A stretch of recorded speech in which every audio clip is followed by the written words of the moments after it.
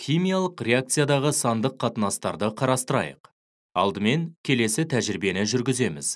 Біз 5,75 грамм натрийді суы бар стақанға саламыз. Стақанды құйғымен төңкере жауып, жоғары жағына сынауықты орналастырамыз.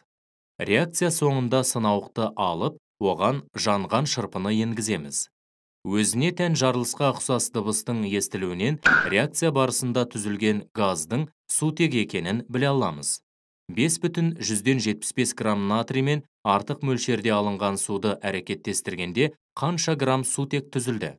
Алдымен реакция теңдеуін теңестіріп жазу керек. Осылайша әрекеттесуші заттардың моль санын табамыз.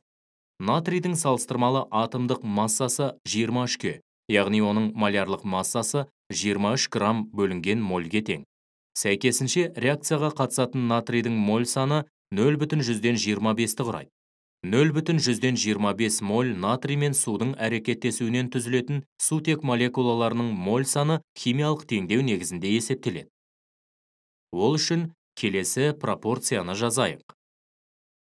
Ең соңында сутектің массасын есептеп шығара аламыз. Ол 0,25 граммға тең.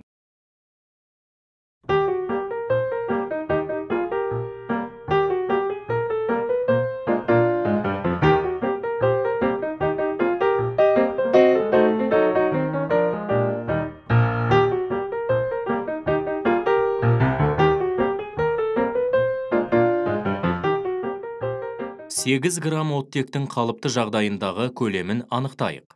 Оттектің молярлық массасы 32 грамм бөлінген мольге тең, яғни 8 грамм оттектің зат мөлшері 0,25 мольді құрайды. Қалыпты жағдайдағы кез келген газдың бір молі 22,4 литр көлемді алатын болғандықтан 0,25 моль оттек 5,6 литр көлемді алады.